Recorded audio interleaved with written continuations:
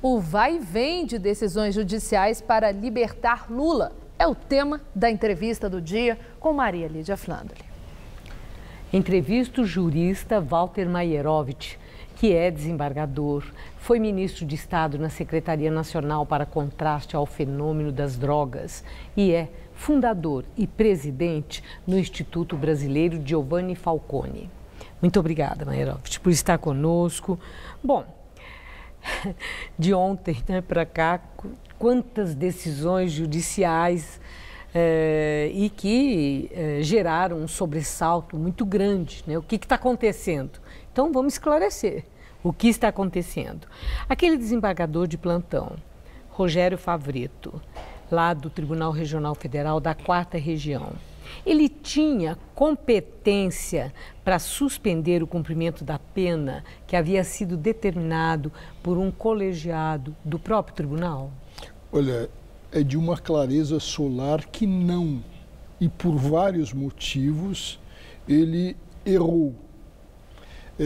Um dos motivos básicos é que o plantão judiciário se dá, evidentemente, em recesso, é uma espécie de, aspas, pronto-socorro hospitalar, só questões urgentes. E uma regra básica no direito, que se aprende quando se entra na faculdade, é que o primeiro a verificar a sua competência é o próprio juiz que vai decidir. O Brasil inteiro sabe, até esse copo que está em cima da mesa, sabe que o Lula encontra-se condenado, certo ou errado, porque ainda não transitou em julgado, por força de uma decisão da 8ª turma do Tribunal Regional Federal da 4ª Região. Esse tribunal manteve uma decisão condenatória e deu provimento ao recurso do Ministério Público para aumentar a pena. Todo mundo sabe disso. Ora, se existe alguma coação, alguma ilegalidade ou algum abuso, que são pressupostos básicos para um habeas corpus, que é um remédio constitucional para se colocar alguém em liberdade, a necessidade de se verificar da onde provém esse abuso, essa ilegalidade.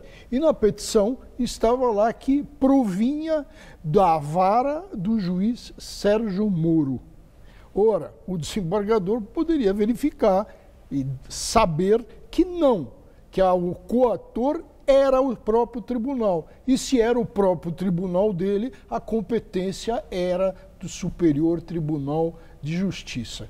Então, erros em cima de erros. Agora, então eu peço licença, porque pareceu muito curioso o fato do relator Gebran ter dito que o desembargador plantonista Favretto, ele foi induzido a libertar Lula pelo pedido dos impetrantes. Eu quero ouvir a opinião do senhor. Um desembargador, um juiz já nesse patamar, na experiência profissional, ele é suscetível a ser induzido pela habilidade de procuradores que querem isso ou aquilo? Olha, eu acho muito difícil um juiz nesse estágio de carreira ser induzido em erro grosseiro. Não é qualquer erro, é erro do tipo, desculpe, comprar um bilhete premiado na Praça da Sé. É um erro grosseiro. Então, para esse tipo de coisa, e tem algo a mais. Também, em qualquer manual de primeiras linhas de processo penal, se ensina que uma medida liminar é uma medida urgente e necessária.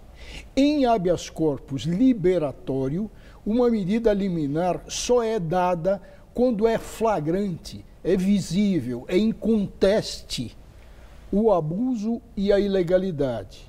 Se não tiver isso, o juiz deve pedir informações àquele que é apontado como autoridade coatora.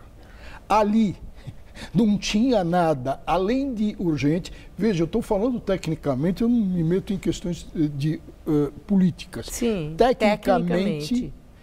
O que ocorre ali é algo teratológico juridicamente, é uma monstruosidade jurídica, porque qual era a visível ilegalidade e abuso? Bom, e Sérgio Moro? Que houve críticas à atitude de Sérgio Moro de não expedir o alvará de soltura. E ele alegou que o desembargador plantonista não tinha competência para ter concedido aquele alvará, a liberdade de Lula, tirar Lula da cadeia. Sérgio Moro errou ou acertou em agir como agiu? Precisamos dividir a atuação dele em duas partes. Primeira parte, nenhum juiz está obrigado a cumprir uma decisão manifestamente nula. Em doutrina, nulidade sobre competência, cumprir uma decisão de alguém que não tem atribuição, não tem competência, a doutrina diz que não é só nula, mas a decisão é inexistente.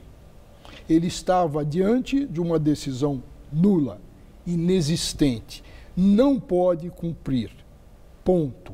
Segunda parte, existe a ética judiciária, o comportamento judiciário. Se vem uma ordem para ele vê toda aquela ilegalidade, o que ele faz? Ele simplesmente oficia ao juiz ou ao desembargador Gibran, que era a autoridade apontada na realidade dada como coatora, e silencia. Ele acertou fazendo isso? Ele acertou em oficiar, mas errou ao não silenciar. Ao expor a justiça, ao expor o erro, que de tão clamoroso pode gerar até uma suspeita, uma presunção de má-fé, ele erra ao colocar isso, ao fazer o estardalhaço. Agora eu pergunto ao senhor, essa questão da transparência, não é um direito do cidadão entender, saber para entender como as coisas acontecem? Nós estamos falando de um tribunal, nós estamos falando de um caso que interessa a todos os brasileiros. Por que, então, Sérgio Moro teria errado em tornar público aquilo que ele pensava, a nulidade, o que ele reconheceu como absolutamente equivocado? Sim, isto sim, tornar público aquilo que ele está dizendo, mas não extrapolar no sentido... Ele exagerou, é isso? No sentido de divulgar juízos a respeito. Simplesmente oficia e a providência está tomada. Agora, expor um colega, aí é que está... E entra, inclusive, questão ética aí? Questão de hierarquia, porque ele é um desembargador de um tribunal, sim, o juiz Sérgio Moro é de primeiro grau. Mas me preocupa, e até pelo noticiário de hoje, o cuidado dos alfinetes. Quer dizer, a questão está posta. Aí é uma questão de comportamento, não é a questão técnica. Sim, exatamente. Como será uma questão a ser analisada, essa suspeita que já foi acionado o Conselho Nacional de Justiça sobre o desembargador plantonista. Sim. Tá? Se ele atuou de má fé, há que se separar o erro judiciário, que é comum, todos podem praticar, da má intenção, que é matéria aí não mais jurisdicional, mas correcional. Vamos só imaginar que nesse procedimento correcional se quebre o segredo telefônico desse desembargador e vamos imaginar lá tenham inúmeras ligações telefônicas com impetrantes. Que comprometa. Bom, agora essa questão do passado, né? Sempre se questiona, diante de uma decisão judicial, se aquilo é uma decisão pessoal ou é uma decisão de interesse coletivo. E nessa busca, procura-se saber qual é a relação, né, do magistrado com as pessoas envolvidas no processo ou a pessoa. No caso, o fato do desembargador, que estava de plantão, ter sido filiado ao PT desde 91 até 2010, ter trabalhado, ter sido funcionário de governo na época, no segundo mandato do governo Lula, e ter tomado uma decisão que favoreceu Lula, levantou as suspeitas sobre ele. Isso nas conversas, no senso comum, se fala isso. A minha pergunta, ele tinha impedimento para julgar essa questão, considerando esse passado, uma vez que o chamado cliente era o ex-presidente Lula, para quem ele trabalhou, com quem ele tinha relação, inclusive política? Se a gente olhar para a história, tem um ensinamento básico que é a da mulher de César. Um juiz, diante dos fatos, tem que se posicionar exatamente nessa situação e verificar isso. Não vejo problemas com filiação partidária, tá? Vejo problemas com vinculações mais diretas. É assessor, foi assessor, teve o contato direto. Caso típico, por exemplo, do Toffoli. Sim. E caso do José Dirceu. O contato era direto, era uma subordinação. O Zé Dirceu foi, aspas, cabo eleitoral para o Toffoli chegar ao Supremo.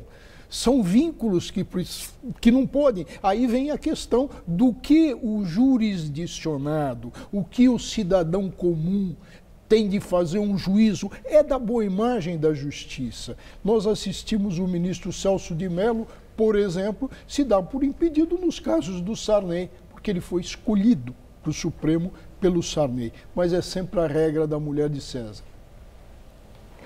Tem que parecer sério. Sim. Muito obrigada. Uma boa noite. Boa noite.